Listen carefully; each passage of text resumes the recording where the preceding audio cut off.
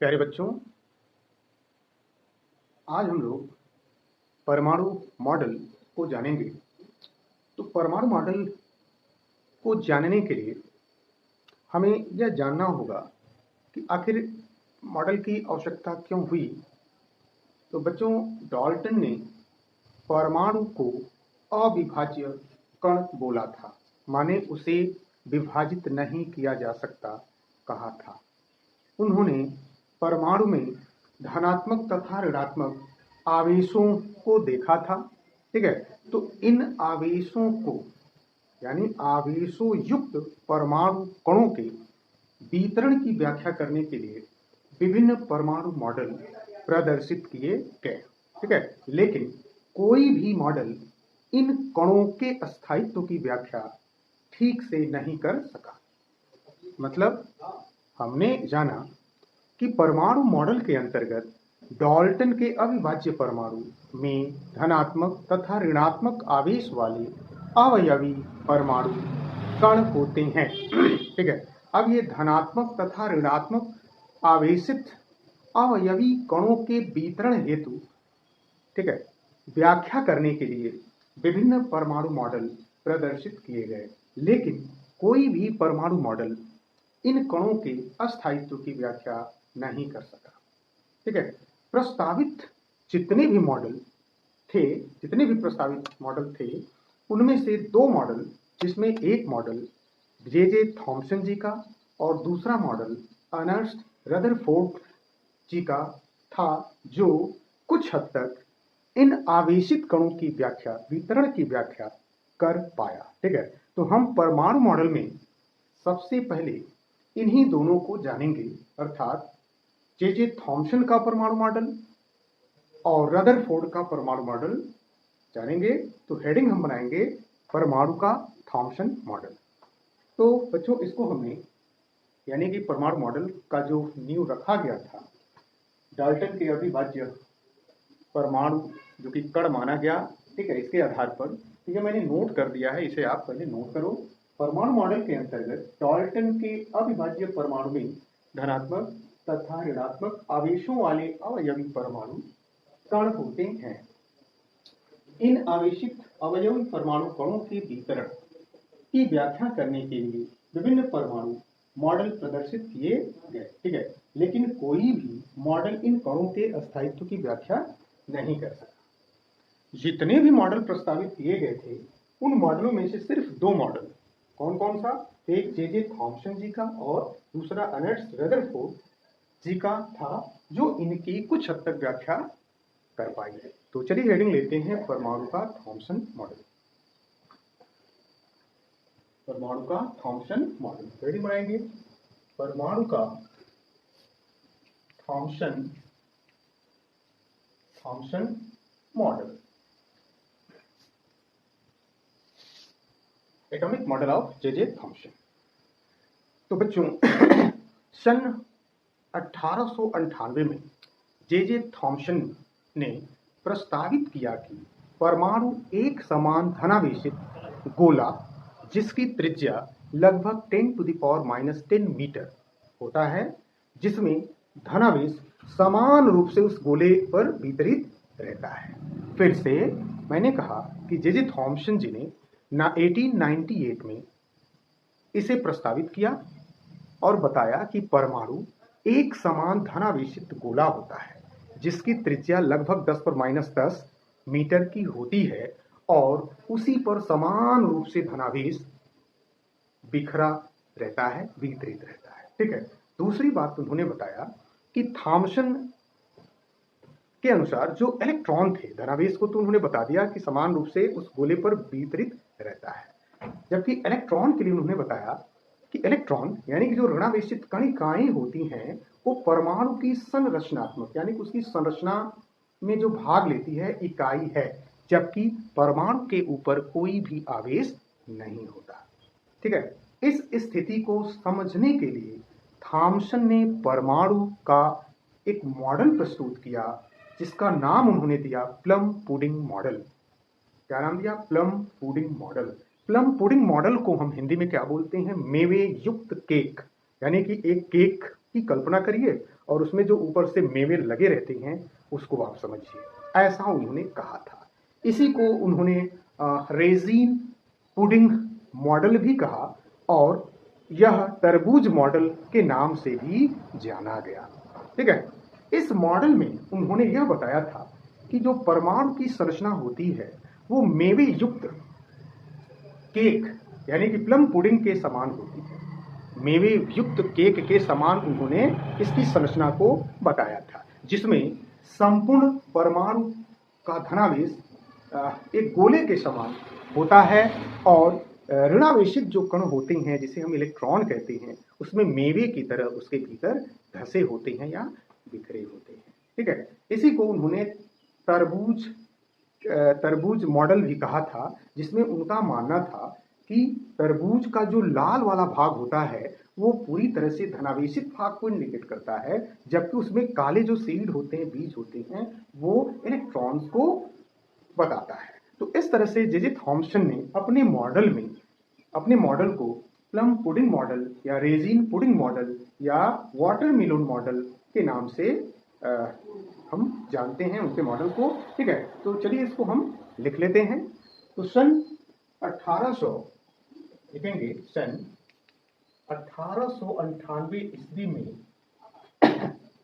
J Thomson ने प्रस्तावित किया कि जे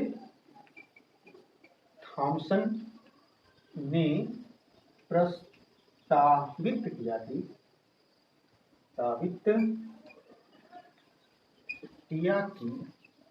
क्या कहा था उन्होंने? प्रस्तावित किया कि परमाणु एक समान धनावेशित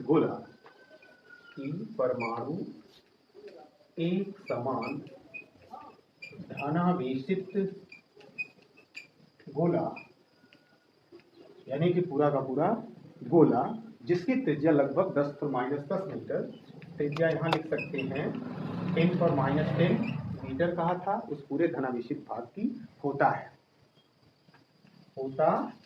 है जिसमें धनावेशित कण धनात्मक भाग बोल सकते हैं, उस पर पूरा बिखरा हुआ यानी समान रूप से वितरित रहता है। धनावेशित या कि इलेक्ट्रॉन परमाणु की संरचनात्मक इकाई है। इलेक्ट्रॉन परमाणु की संरचनात्मक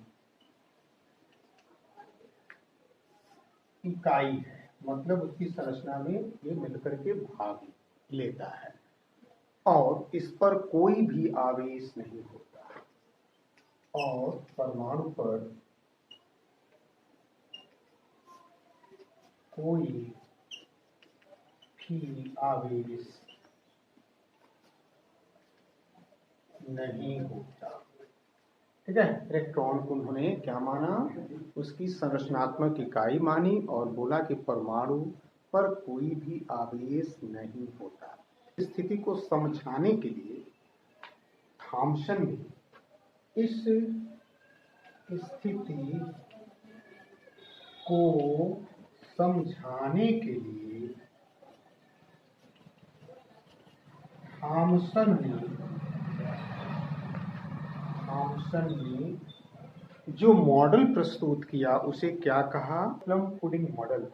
प्लम पुडिंग मॉडल को हम लोग मेवे युक्त केक हिंदी में कहेंगे, माने केक में मेवे का धसा रहना।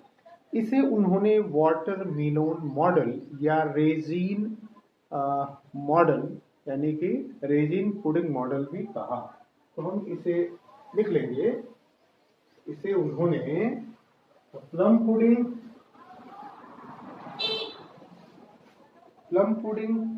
रेजिन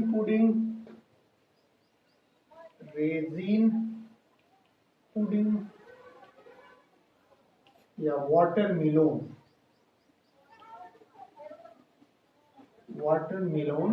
मॉडल भी कहा या कहते हैं। इस मॉडल के अनुसार थॉम्सन जी का कहना था कि परमाणु की संरचना मेवे युक्त केक के समान होती है जिसमें संपूर्ण परमाणु एक धनावेशित गोले के समान होता है और ऋणावेशित इलेक्ट्रॉन उस मेवे के समान उस पर बिखरे हुए रहते हैं। देख लीजिए, इस मॉडल के अनुसार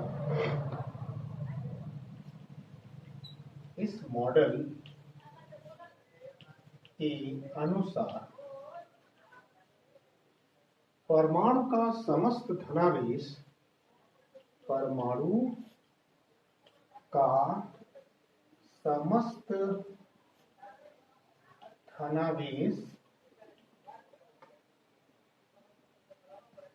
एक गोले के समान होता है, एक गोले के समान होता है, जबकि इलेक्ट्रॉन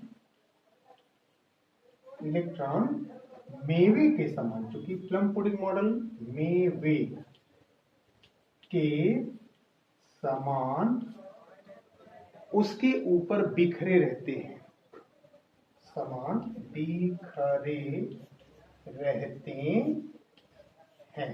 ठीक है। यानी कि प्लम पुडिंग में हमने यह बताया, तो उन्होंने यह समझाया था कि परमाणु का समस्त धनावेश गोले के समान होगा और उस पर मेवे की तरह इलेक्ट्रॉन उस पर बिखरे हुए रहते हैं। उसे उन्होंने वाटरमेलोन मॉडल यानी कि तरबूजीय मॉडल भी कहा था। तो इसके लिए उन्होंने तरबूज के लाल वाले भाग को, तरबूज के संपूर्ण लाल भाग को उन्होंने धनावेशित गोला माना, जबकि उसके अंदर काले बीज को उन्होंने क्या माना, इलेक्ट्रॉन माना, माने इलेक्ट्रॉन के समान माना। अब इसको हम ऐसे देखें, जो इन्होंने परमाणु मॉडल में परमाणु को बताने का प्रयास किया था। जैसे मान लेते हैं कि यह एक क्या है, तरबूज है और इसमें ये पूरा का पूरा ये इसका लाल वाला भाग, जो हम थोड़ा डार्क दिखाने का प्रयास कर रहे हैं, इसको उन्होंने क्या मान लिया था, संपूर्ण धनावेश मान लिया था, पूरे रेड वाले भाग को।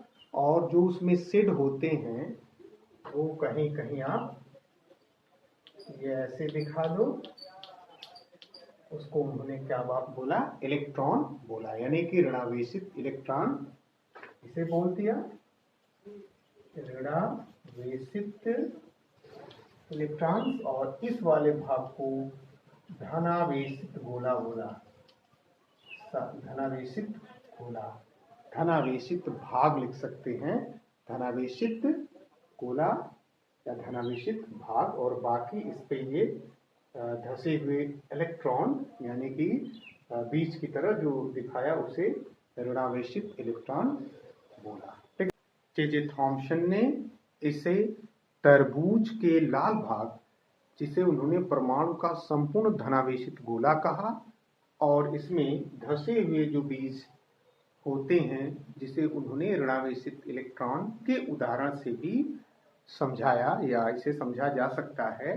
ठीक है। इस तरह हम इनके मॉडल में क्या देखें कि थॉम्सन के अनुसार ऋणात्मक एवं धनात्मक आवेश परिमाण में समान होते हैं, इसलिए ये परमाणु विद्युत उदासीन होते हैं। इसलिए परमाणु को उन्होंने विद्युत उदासीन बोला। हम इसे लिख लेते हैं, क्या लिखते हैं, देखिए लास्ट में पॉइंट बना के लिख लेते हैं। पर थॉम्सन के अनुसार, थॉम्सन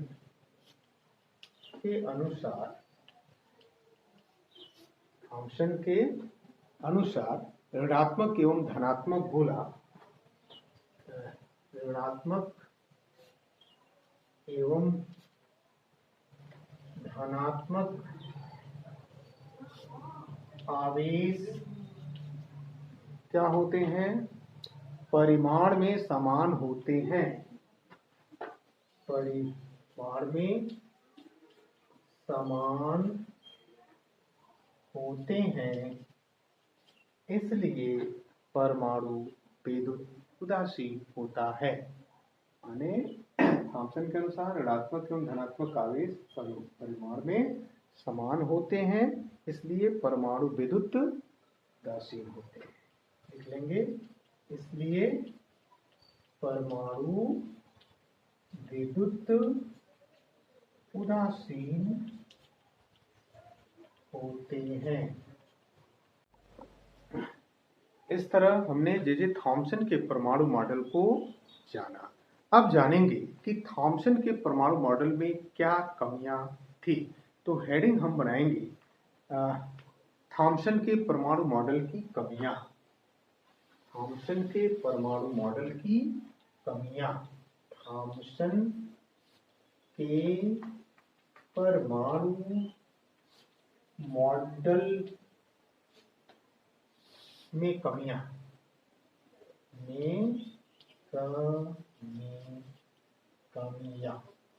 ठीक है।